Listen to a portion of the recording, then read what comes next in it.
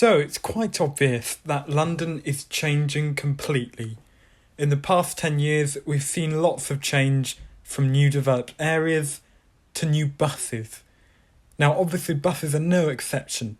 They're changing in every way, but one very important way in which they're changing a lot is actually the livery. This video is going to take a look particularly at the liveries of the buses and how throughout the years they've developed. So just before I start this video, I'd just like to say a really big thank you to everyone who helped me hit 3,500 subscribers. Really appreciate it. It's been so amazing, to be honest, because I really wasn't expecting this many views when I started YouTube or subscribers. Every single one's really appreciated. Really big thank you to that. Every single person that's helped, really appreciated. But anyway, let's get into the video. So just a quick side note that this video might be a little bit flawed in areas. Hopefully not too flawed, but I'll try to make it as smooth as possible. But please do excuse any errors just in advance. Anyway, we'll compare the first pair, shall we? Now, Stagecoach are a very dominant operator in the UK. They operate in nearly every city in the UK. They've got tons of different areas in which they operate in, particularly I find in the southwest they're very dominant, and many other areas I'm sure. And in London it's no exception. Now, the bus we're looking at today may not be a completely fair example because it's actually a memorial bus, but it's a kind of a realistic take on the Stagecoach livery, really. So one difference this has with the older Stagecoach London livery is that it doesn't have the rear beach ball logo. That's something to bear in mind. But other than that, you've got quite a large Stagecoach logo at the side. Sometimes it says Stagecoach in London on some of these. You have a blue band, obviously. Quite nice, really. I like this livery. You've got silver. Obviously, this is the oldest, this is the first Enviro 400, I believe. If I'm not correct, that'll be a bit annoying. But anyway, this was actually renumbered to be a 19 rather than 18. But it's actually quite unique for that reason, and it's been repainted now or something. But it's quite different. You won't find any like this in this livery, so that's why I thought it would be nice to compare. Now, if you take a look, however, at the modern Stagecoach livery, it's very different. So you've got, obviously no band or anything. You've simply got a Stagecoach logo, quite small. Looking at the front, you've got a nice Stagecoach logo, but that's it really, nothing else. I can't think of any examples where this isn't the case, really. All of the Stagecoach buses have this. I quite like it, really. I don't really have a problem with buses getting more modern and getting more simple. But I have to say, I do miss the more complex Stagecoach livery. So that's the first comparison there. And the second comparison is Metroline. So this is absolutely one of my, if not my favourite livery, London livery of all time. I really love the shade of blue, although there have been darker shades of blue on some of their other vehicles. I'm really a big fan. I love the black lights. I like the shade of red. I love the Metroline logo. I like the Member of Comfort Delgro area just underneath the Metroline logo.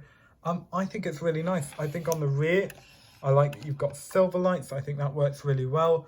This is one of my favourite vehicles, actually, and they've all recently been withdrawn. I really like the livery. Now, if you compare it, however, to the modern version, which is a model that has just been released, actually. Before this, we didn't have any modern Metroline model vehicles, but now we do. This one, just the Metroline logo and, as per modern vehicles, nothing else. Simply that. It's quite minimalistic, and I have to say I prefer the old livery. I don't know what the old livery would have looked like on a newer bus. Maybe some would argue not suited to it. I think I'm a really big fan of the old livery. So that one's definite. It's definitely sad that they no longer do that.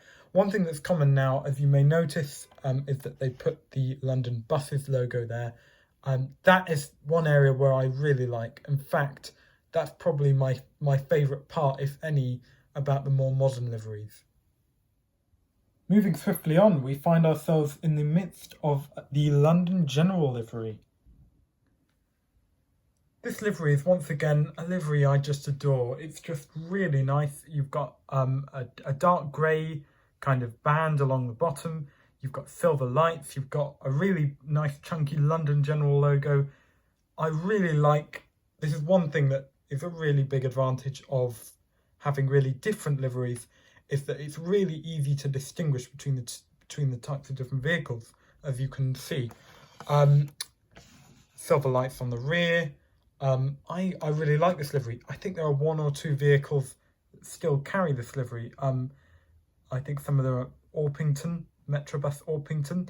However, other than that, this livery is completely defunct and you can't really find it much at all anymore. It's certainly not one that is carried out for repaints. So I really miss it.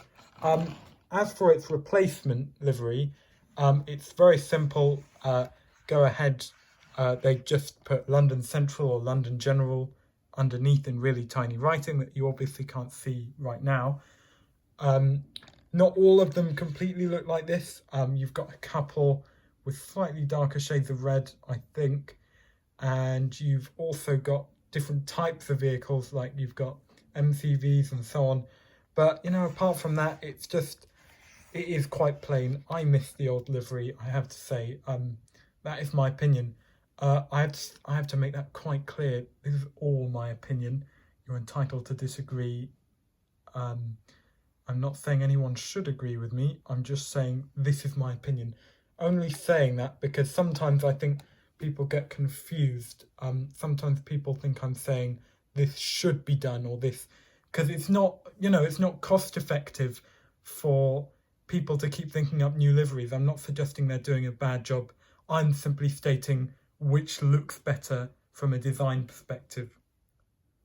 Moving on once again, we come up to none other than the London United livery. Now this has to be, I have to say, one of the first instances where I have to say that the choice of vehicle really does have an influence on the livery. It's probably not a completely fair comparison because I can think of few vehicles more good looking than the double-deck Scania Omni-City. Once again, my opinion, I have to make that clear.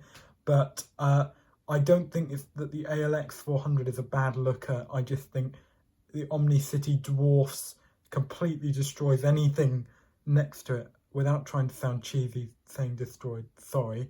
But anyway, I actually prefer the look of the more modern livery. I think it looks really nice, the new London United RATP group logo. I really like that logo actually. Despite that, I really like the creativity on the older livery. I think it's nice that there are different shades of grey. I think that's correct, although someone will correct me if I'm wrong.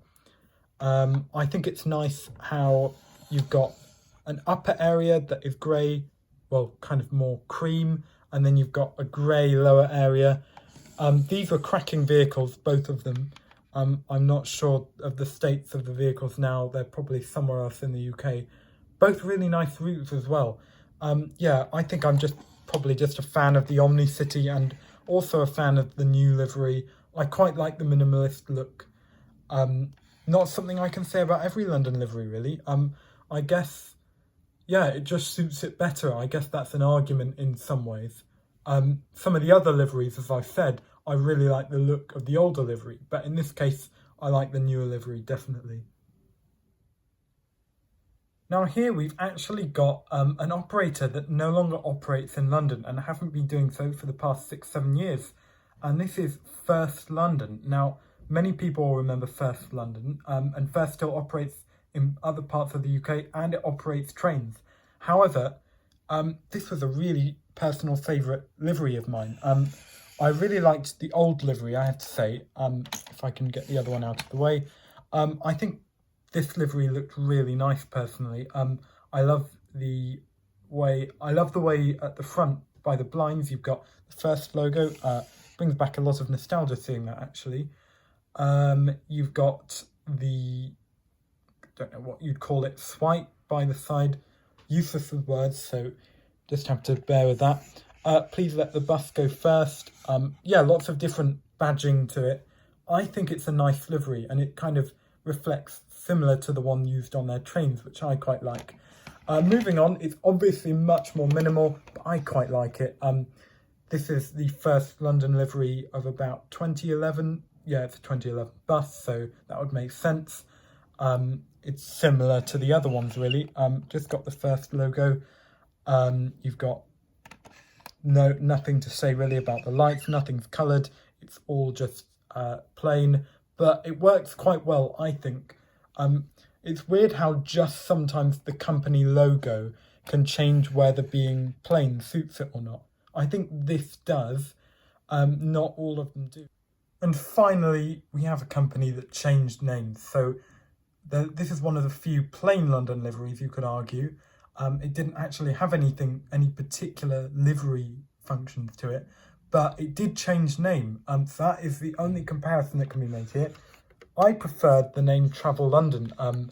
I find Abellio kind of signals being more boring in a weird way. I also obviously liked the bus more, and I like the look of the bus. I loved the Route 452.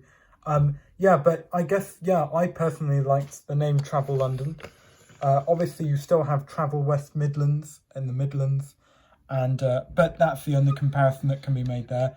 A nice pair of models, if I may say. I'm certainly a fan of them.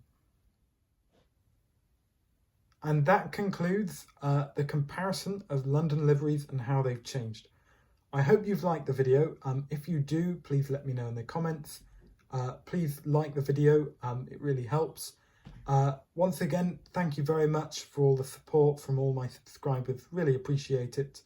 And I'd like to say a big thank you once again for helping me hit 3,500 subscribers. Anyway, once again, thank you for watching the video, and I'll catch you in the next one. Bye for now.